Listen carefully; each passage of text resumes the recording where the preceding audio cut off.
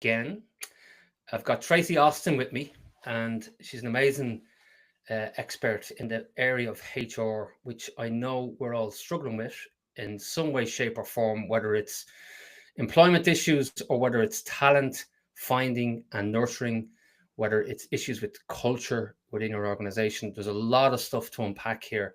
Traci is founder and chief talent officer of Elevated Talent Consulting, a leading expert in this area. And I want to talk to her about a lot of topics, but one in particular in terms of if you don't have the resources to bring in a recruitment company or a consulting company, and you want to start doing some of these interviews yourself, what do you say? How do you say it?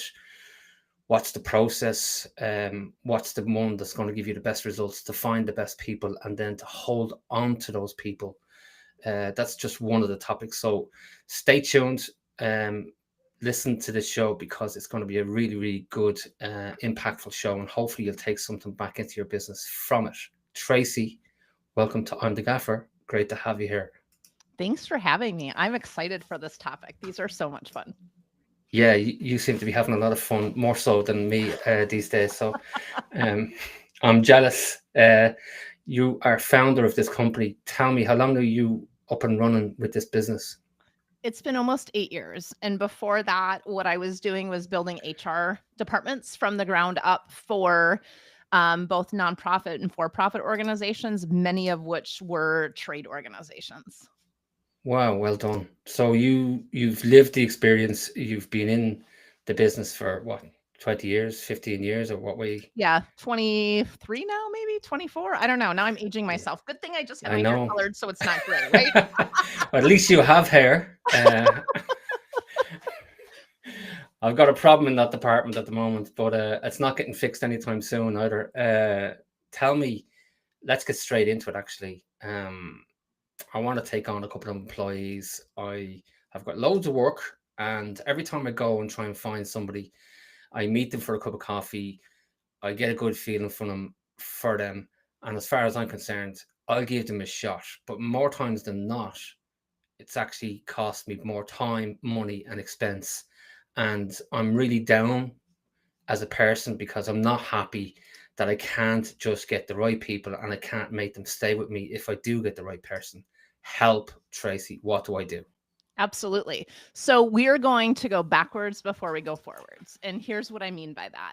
It is really defining what you want in the role specifically, but also defining what you want in a person that matches your culture. And so when we're working with organizations, the first thing that we do is we do some pre work before we step into posting and bringing folks in for an interview. And that starts with kind of two key pieces. One is the culture. So, what is the culture that you are wanting or creating inside of your organization? And here's how we define culture. We define culture as the behaviors that you allow or do not allow inside of your organization. So I'd like to ask you some questions as we go to hire this person in. Okay. Okay, go for And it. so my first question for you is I want you to think about your best employee, your rock star Yeah, that's probably been with you for quite a while. What are yeah. the behaviors that this person has that has you go, I want more of them? They're outgoing, they're innovative, and they're full of energy. Okay. So outgoing, innovative, full of energy. Yeah. Amazing. And when they're showing up at work, how are they showing up? And these are things like they're showing up on time, they have integrity, and that they're not Mm, stealing tools or taking things home, right? They're mm. collaborating and mentoring new people. Like, what are those things for you? They would be very good in terms of dealing with the guys on the ground and making the link between the guys on the ground and the client. Okay. And when you put that into a behavior, what do they do that makes the link between the guys on the ground and the client? So they take away any sort of friction or any sort of I wasn't sure or I didn't get the right direction or they see the problem before the problem exists and they have a process mind or a procedure mind or a systematic way of dealing with what we need to do in order to get the job done, but also keep the client informed about the progress of that. Okay. So when that happens, what are those behaviors? So let me give you some examples of what I'm hearing, and you can tell me if I'm on or off. Okay. So Right. it may look like when they're talking with a client, they're really curious and they're not putting out answers. They're curious about what they need and they're connecting the dots with the client to ensure that they understand it correctly. Mhm. And then they're taking that back to the team and doing the same thing with the team on the build to ensure that it's matching what the client expectations are. Correct. And then when we believe that's what we set out to do in the first instance, and then when we actually got in to do it, when there was a change or a problem or something wasn't the same as the way it was described, that same individual has the trust on both sides that the workers would ring that person and go, it's not exactly as they said it was. We need to have a rethink. And then rather than burying the heads, that person would go to the client and go, we've got an issue here. Let's work it out and strategize it in such a way that we can, learn from it, but also deal with it because it is an issue now and it's going to get a bigger issue if we don't deal with it. Mhm. Yep, absolutely. And so what I'm hearing is this person is really a collaborator, that they're bringing the team together. They're also building the confidence of your team specifically versus, kind of tearing them down. They're not playing whack-a-mole on each other's weaknesses. They're really building folks up, yet holding some very strong accountability. 100%. Okay, amazing. So, is this enough to play with? This is enough to play with. Yes, go for it. Amazing. Okay. So what we then do is once, and by the way, you don't have to have me to do this, but, have these conversations. They don't really work well when you have them with yourself. So please have them with someone, right? That's curious. Yeah. So but now what we've done is I have a very good idea of what you're looking for, right? Now Yeah. what I want to do is I want to actually put that down on paper so that I can line out what exactly is it that I'm listening for, and then what are the interview questions I'm going to ask in order to elicit if this person has these capabilities or not. Okay. And so when we do this, there's a couple things we do. One is we create something called a scorecard. And I'm happy. Do I have one that I can give you? Yes, I do. So I can give you an example of this that you can go ahead and put in the show notes for your listeners to kind of take Wow. a look at. Yeah, I'd love Um, that. That yeah. is a brilliant. That's for anybody listening or watching, because we're obviously on YouTube as well. That is a really good tool to be given by anybody because I've used them in the past and they're so accurate. Like it's really, really, really good tool for anybody to take home. So thank you very much for offering that to the listeners Yeah. and viewers, Tracy. Yeah. And so when you create a scorecard, you want to create it for every position. And your scorecard is going to have kind of three buckets to it. The first bucket is going to be the natural behaviors of an individual. And here, the individual that you just described is somebody that is going to be a leader. So Yeah, they're not going to necessarily be somebody that is, going to completely collaborate with the team. We need them to lead the team, right? yeah, We yeah. also need them to be persuasive, right? So, yes, there's some analytical pieces in what you've described, but we really need them persuading the team, persuading the client, enrolling each person there. So, those are the things we're looking for in the behaviors. My guess is they probably need to, be able to move pretty quickly. They're going to be a change agent. If they see something that isn't working correctly, they're going to immediately be able to change that, create the course correction and have the folks on their team that can be the executors. So they're not Yeah. the implementers of change, they are the change agents. And then that detail and that follow through is going to be really important to meet the multiple competing priorities of all of the players that you're working with. So like if Hmm. your company is a GC, you're you're managing, 15 different subs, and sometimes all in the same day, that all have different schedules and different issues with materials coming in and whatnot. That's, you have to be able to juggle and hold accountability within that. So that's that first level. The second level is going to be around the culture. And what I heard you say very clearly is we're looking for someone that has integrity, that has that teamwork values in it, but also has, you're not going to like this word. Compassion is what I'm coming up with, but that's not the word that I want. They have this. Empathy. Thank you. Yeah. I say this to a group of guys and they boo me out of the room. So I'm like, okay, what's a different word I can come up with that they're going to connect with? I mean, come on now. Yeah. All the But alpha what I'm saying. males, all the alpha males in the room. Yeah, yeah. Yeah. Go. And then we have, so the first bucket is our head, which is our behaviors. Our second bucket is all around our culture. I call it heart. Again, you might boo me out of the room, but it's the culture. And then the third bucket is your briefcase, which is your skill sets. So the person coming into this role, my guess is they have to have been in the field. They have to have swung the hammer. They have to have been in, the backhoe. They have to have been doing whatever the thing is that they're doing, not just somebody that went and got a 4-year degree and never worked in the field.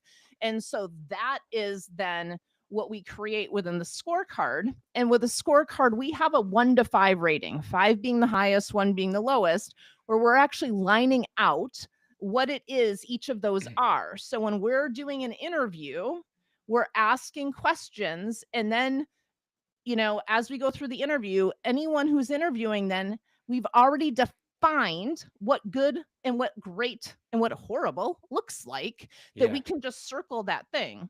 The beauty of this now is that scorecard for hiring, it changes a little bit, but now that's your performance management tool.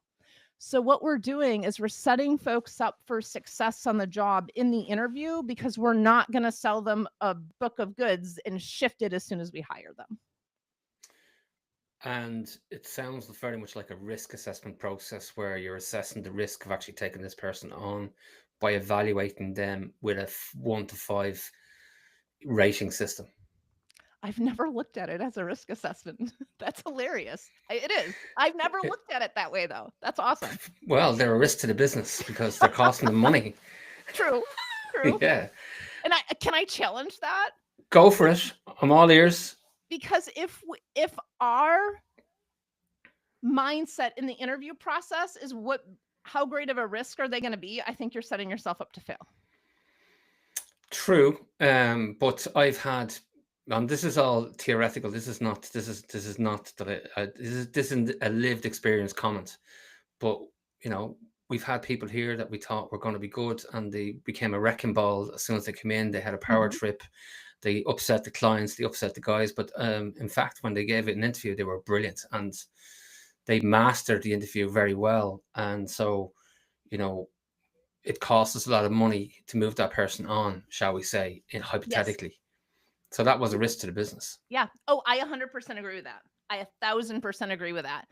And the reason why I bring up mindset is it is up to us of how we want to think about something, but it typically ends up coming true. So I love to look at that scorecard as how do I bring in the best possible person, and how do I ensure that my entire hiring team and leadership team is 100% aligned on what good looks like.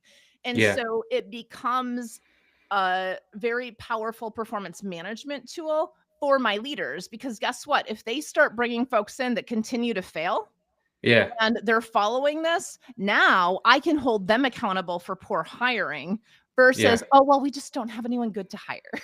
Yeah, no, brilliant. I love that. Yeah, 100%. I totally get that. And also, as you were talking there, Traci, I was thinking it's probably no harm to have another person beside you doing the scorecard, because they'll probably come out with a different number, more than likely. Yeah. So before any interview happens, there's typically some work that happens before that that interview, right? Okay. And that is, we're going to determine what our core values and what those behaviors are for the organization to be able to fill in that culture or that heart piece, right? And that allows us to ensure that we've got alignment within our company. Yeah. That it's this building people up, not somebody throwing a come along across the yard at another guy, right? Yeah. Like, Yeah. so those are things that when we look at these, it's saying, hey, let's all get on the same page as to what the minimal expectations are for behaviors in the organization. So we're doing this as that leadership or the hiring team. And a lot of times, like when I do this with clients, I'm typically working with one person on it. And then we bring the final into, the room with the leaders to say, okay, here's what we're laying out. Here's why, blah, blah, blah. And we have some quick back and forth on it because we don't want to get the whole team into this long process. You don't have time for that. Yeah. Yeah. We're going to Yeah. do it with one person. And then once you get the first one set, it's pretty easy to go position by position because what you're changing is, the briefcase, which you already pretty much have laid out.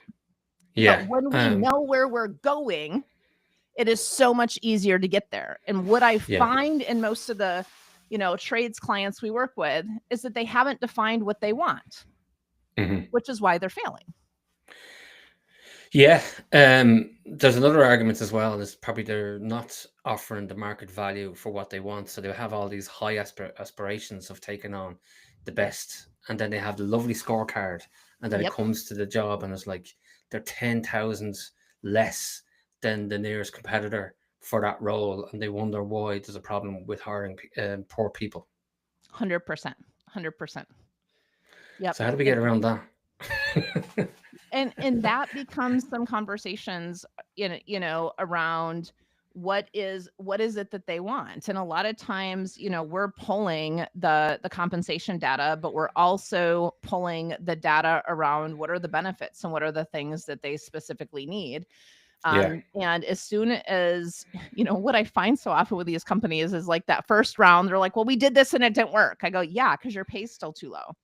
And then what happens is they start losing some of their best team members to $20,000, $30,000 higher at other firms. And now we can look at it and say, okay, here's the cost of that. What is the cost of that in revenue?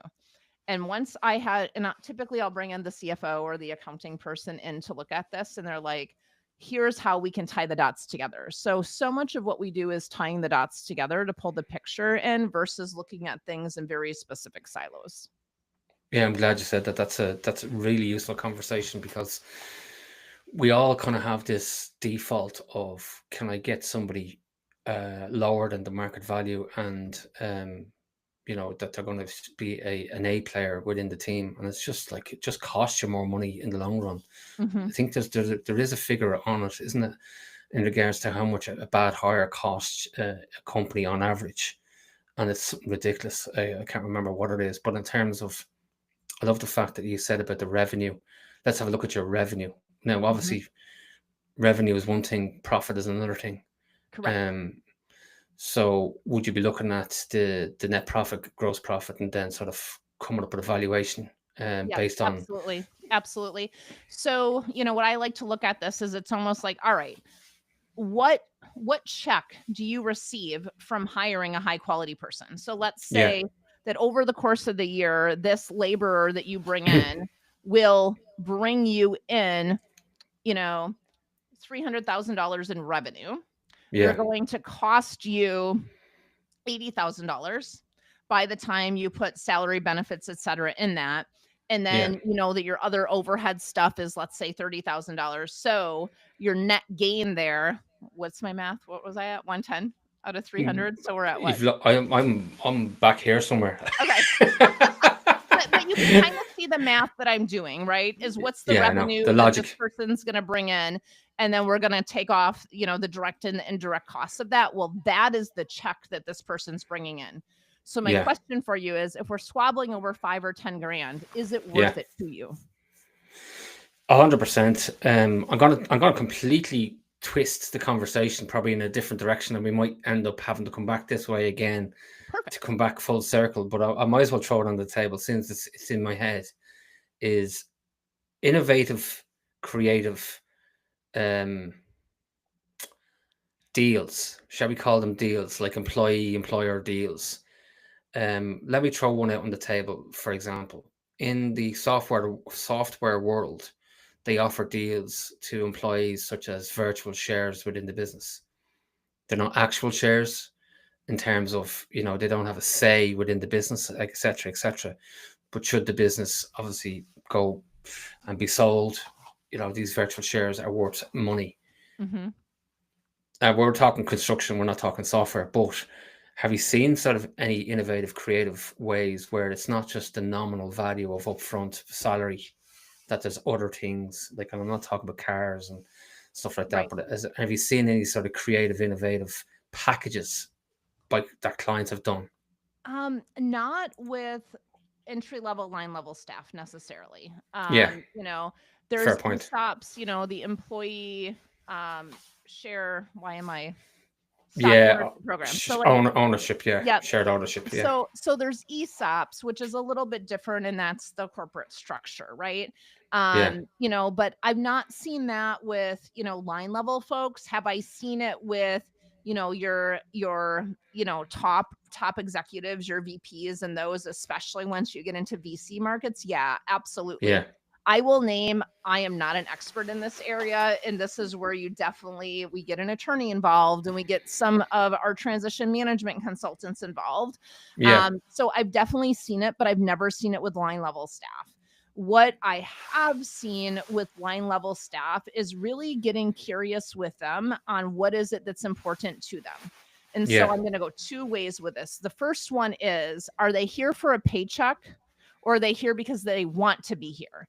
Right. So I look at this as two curves. I'm going to use my hands. Okay. So yeah, we've got the want to, or the have to curve, which is here. They're here because they have to have a paycheck. And then we have the yeah, want to curve, which is like way up here.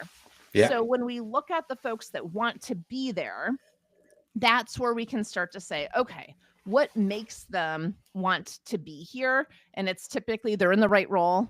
Their team is turning up their strengths. They're not playing whack-a-mole on their weaknesses. Their leaders leading them. They want to be led, and then yeah, they're aligned with the culture. So there, we can do different things with bonuses, but also if they want to be there, what is it that they actually want? And how do yeah, we get there?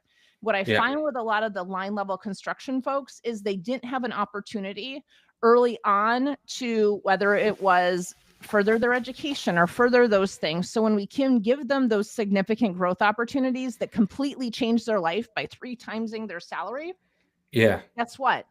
They're going to be so loyal to you within that because they want to. And that's where we see some of the innovative and creative things happening.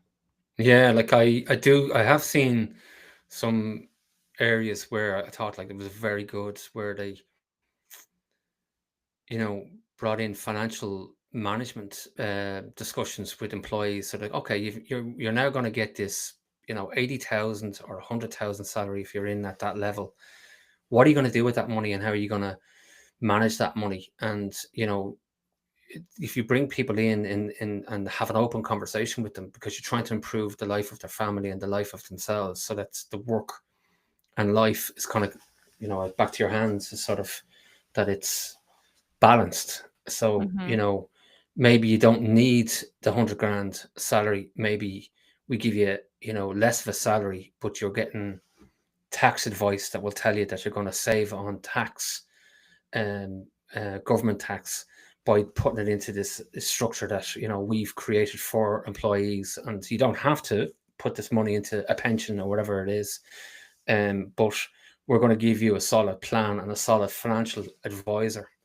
And I thought that was really powerful, because I see a lot of really good, intelligent people working in construction, but when it comes to finance, they're actually, I wouldn't like to use the word ignorance, but they're not probably focused, or as focused on what to do with this money. So all they think is, oh, well, I'm getting 100 grand uh, salary, and that's amazing salary. But like, by the time you get that money, what is your net salary?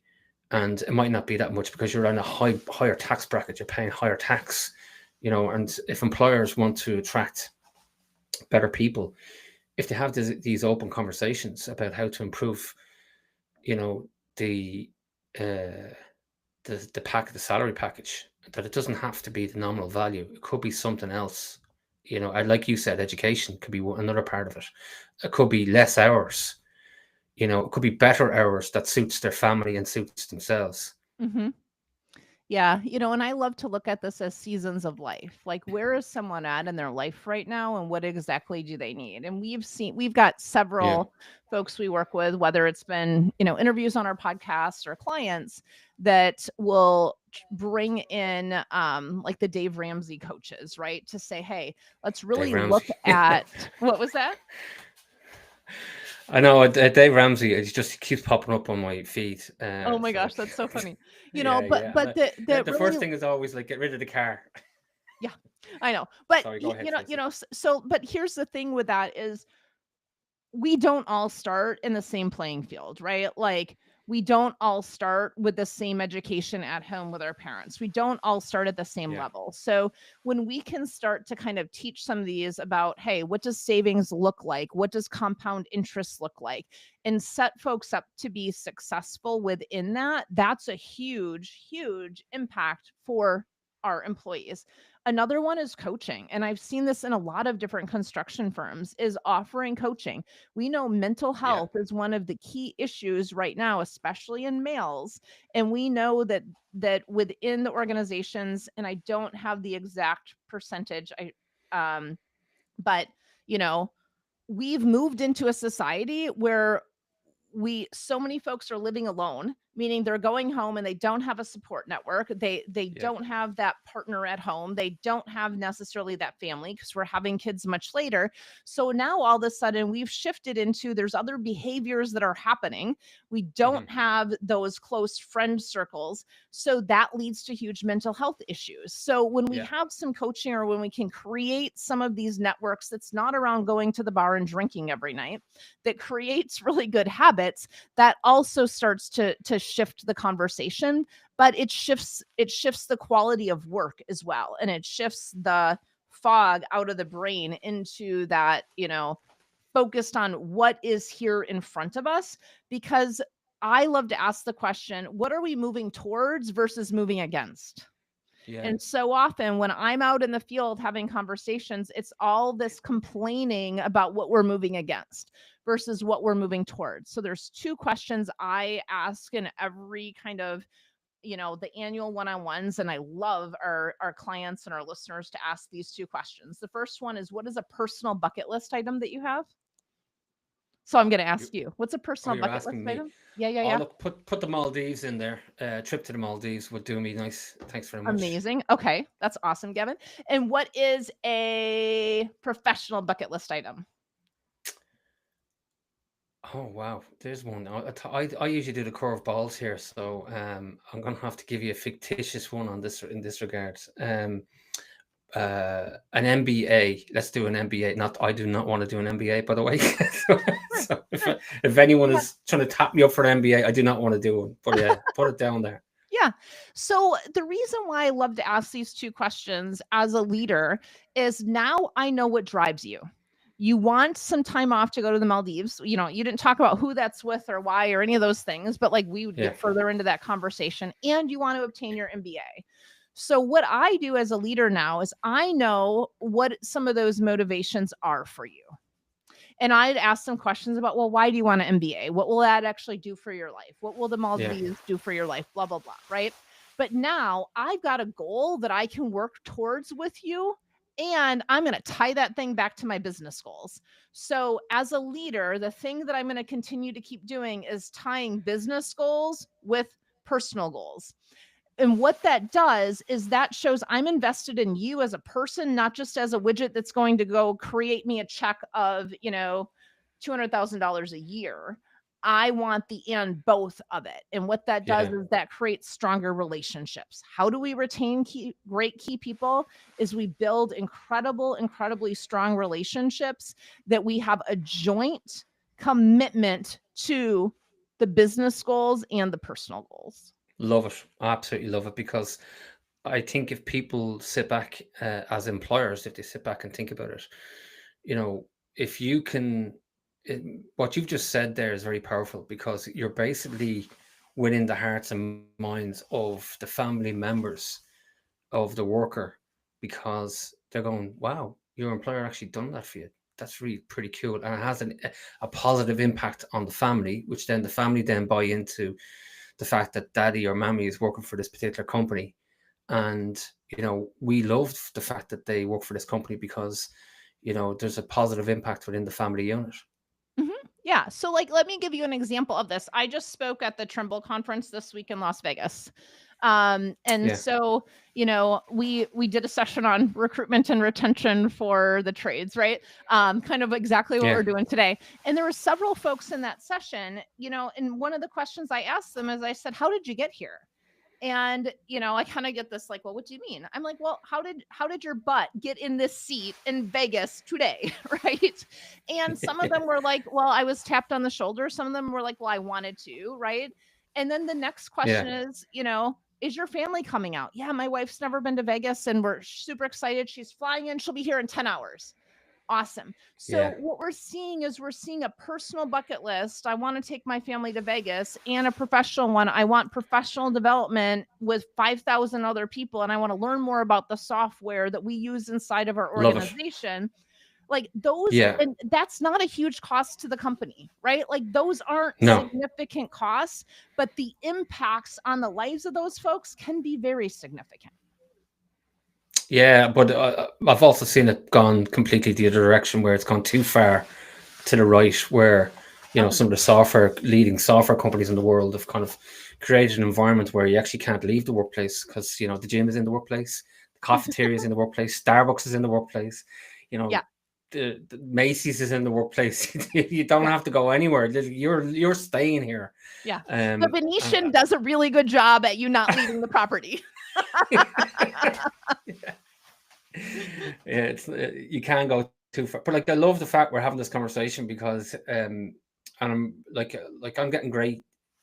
It's a lot of stuff that I believe in as well, personally. That you could, not to go over the line too much into people's lives, but to, like, I love that, to make a positive impact, to sit down and talk about two things that that person wants. And it could be financial planning. I want to provide for my family in a better way and make my money work for me.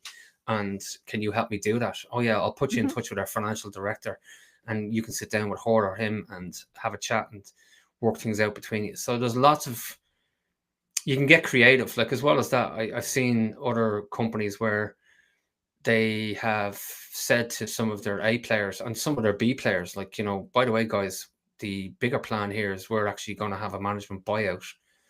And that's what our goals are as a business, is we're going to have an exit plan here. And if you want to be on that management buyout, it's a 10-year plan. And, you stick with us for the 10 years, and you could be end up with a nice slice of the cake at the end of the road. Yes. Yes. Yep. Absolutely. So The other one I want to point out that I find becomes really helpful, and there's several ways that you can do this.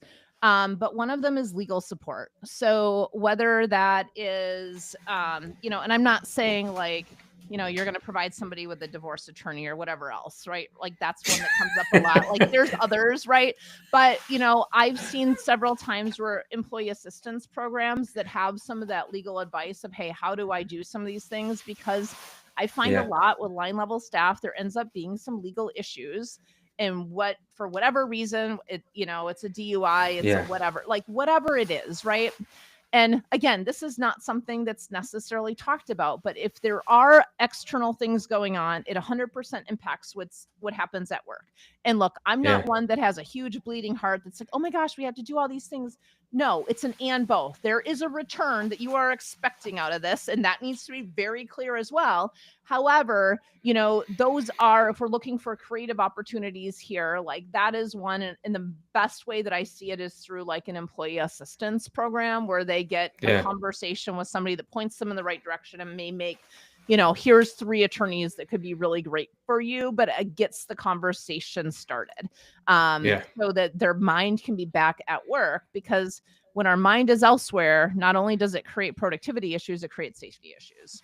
Well done. Well said. Very well said. I love the fact as well that you brought in about the fact that people everyone has a different stage of their life that they are at, and Mhm. I've really noticed that in our business as well. That's, there's certain individuals when they're at a certain stage of their life, they're a lot more calmer, a lot more mature, a lot more focused, a lot more grateful, a lot more settled in terms of the business. And then you have other younger sort of demographic individuals who are just go, go, go, go, go, go. I don't know where I'm going, but I'm going. Mhm. And we And, need to you focus them. know, Like, right? Like, let's yeah, focus hold on, them on a horse, hold goal. on.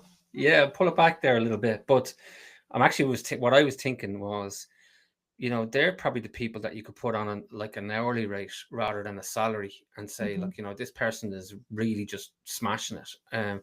Obviously you have to manage the workload so that they don't explode and blow themselves up in terms of overworking. But like, if they have this energy and this kind of like, I don't have to go home because I don't have kids, I don't have a wife, I'm at a stage, or a husband, I'm at a stage in my life where I just want to I just want to smash it. I want to make as much money as I can. And there's nothing really wrong with that. But like, you know, I think, when you mentioned about people being in a different stage of their life, it's so important that you actually get a bit of background as regards, well, are you married? Have you got kids? Are you single? You know, Yeah, just don't ask that in the interview because you're gonna bring in some labor law issues. So you are, you are. Thank you for mentioning that. And but it is a fair point that you could take. It's now that we're on this conversation, and I was going to bring this up.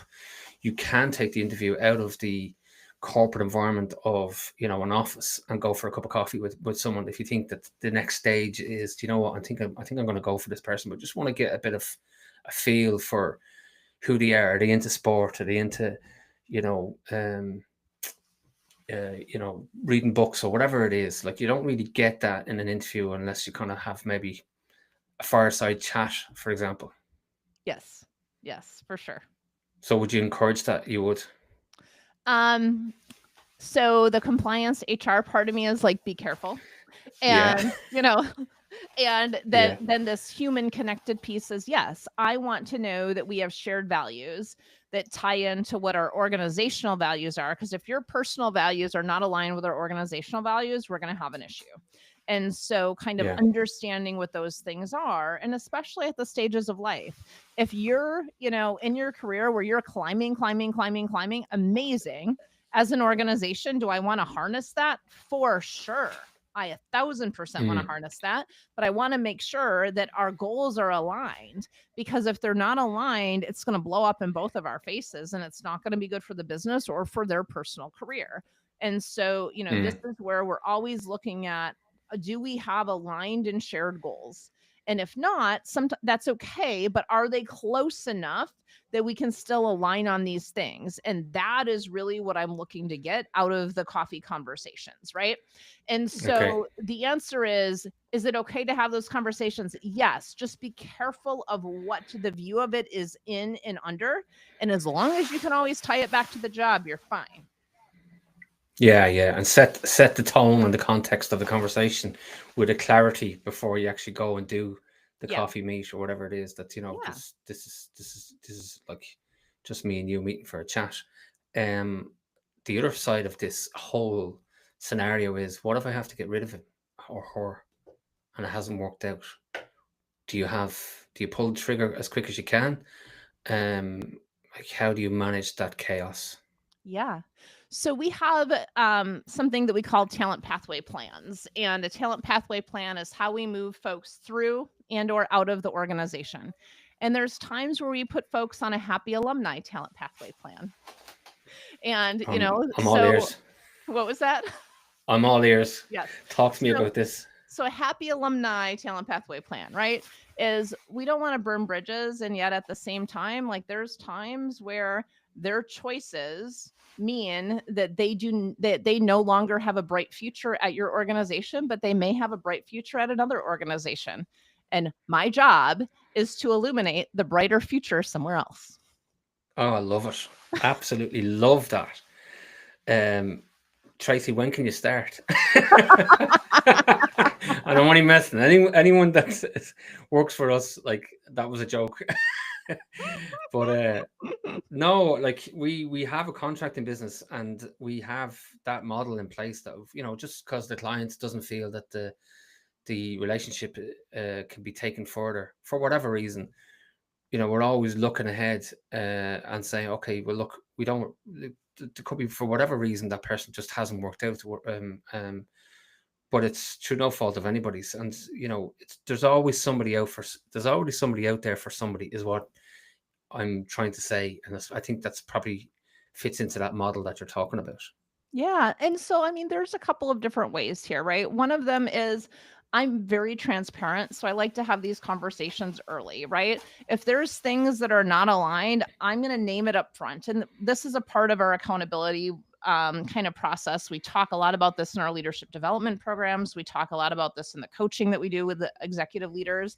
Is when we're holding folks accountable, we need to have a conversation about the impacts of their behavior. And what that essentially looks like is, hey, Gavin, in this contracting that was specifically going, you did X, Y, and Z. What do you think the impact of that behavior was on our team? And I stopped talking. Yeah. And then I say, what do you think the behavior of that was on the client that we were just serving? And I stopped talking. And guess what? Silence is a beautiful thing. I will let that silence sit there like a rotten egg for as long as I need to. Mm-hmm. And then I say, what impact do you believe that this behavior has on your opportunities here? And I let them tell me. And then I will add my pieces in of what I agree or don't agree with. And then I go to a limit and say, look, this is what has to happen in order for X, Y, and Z to happen. If this doesn't happen, we have a different future that we need to look at together. Mm-hmm. What do you think that looks like for you? Yeah, I don't fancy being in a room with you, Traci, anymore. I thought you loved this conversation. You're scaring me now. Wow, the Grim Reaper. You're the Grim Reaper. I'm gonna get the trapdoor any minute now.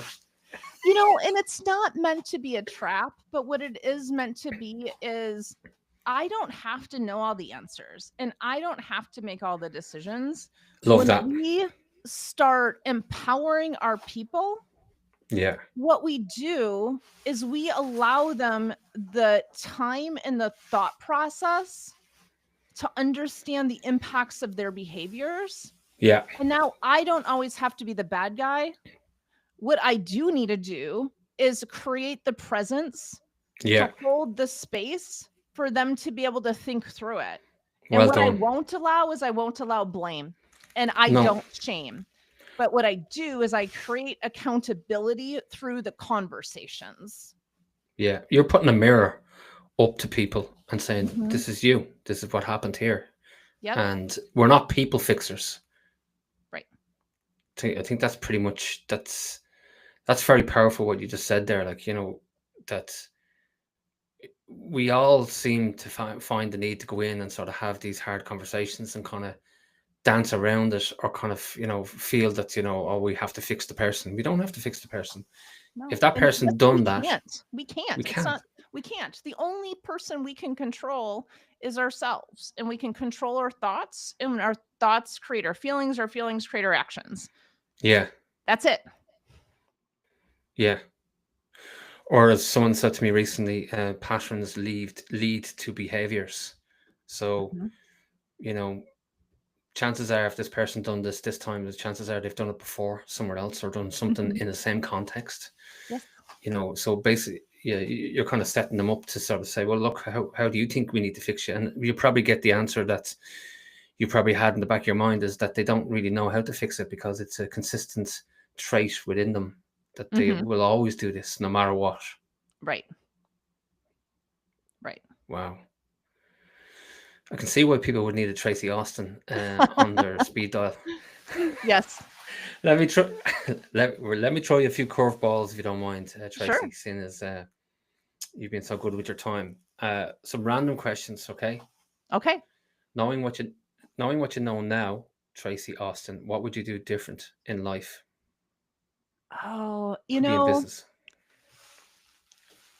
I don't know if I would necessarily do anything different because I wouldn't have had the lessons and the hardships and the highs without that. So, um, I don't think that I would have done anything differently, even though there's moments that completely sucked and there's moments that were absolutely amazing. I wouldn't be where I am today without those. Yeah, well said. Well done. Tell us something now. Be careful here, but tell us something. Tell us something of interest about you that not many people or Gavin Coyle would Okay, not know. You know, it's a fun absolutely. fact. Yes. Can I do 2? I'm gonna do 2. Um, Yeah. Oh wow. Both barrels. travel is so important to me. So I had a goal of getting my kids to 48 states before they graduated high school in the US. I got them to 44.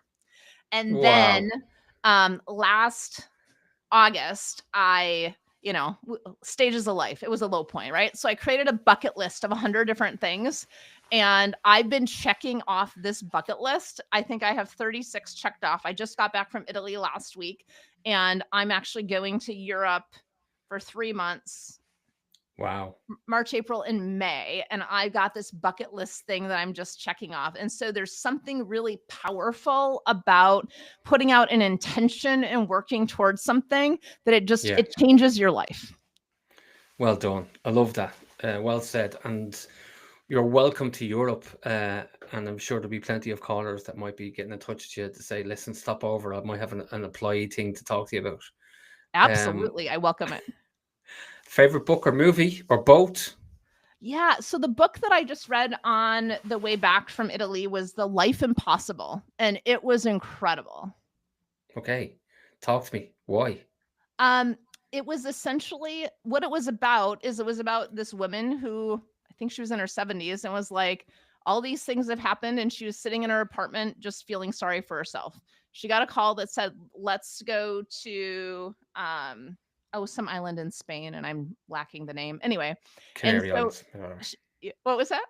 Canary Islands, Yeah. probably. So Can, she did, and what happened is all of these kind of it was a series of events of all of the little things in life that we overlook, whether it is the connection with others, whether it is a belief in a higher power, whether it is the good guys can actually win. And, this idea of, this life that is there that we may think is impossible based on our thinking, but is 100% available for us if we just step into it. love it. Love it. Have you finished the book? Obviously. Yes, it was incredible. Yeah. Brilliant. Traci, if people want to get in touch with you, how do they do it? Why would they do it?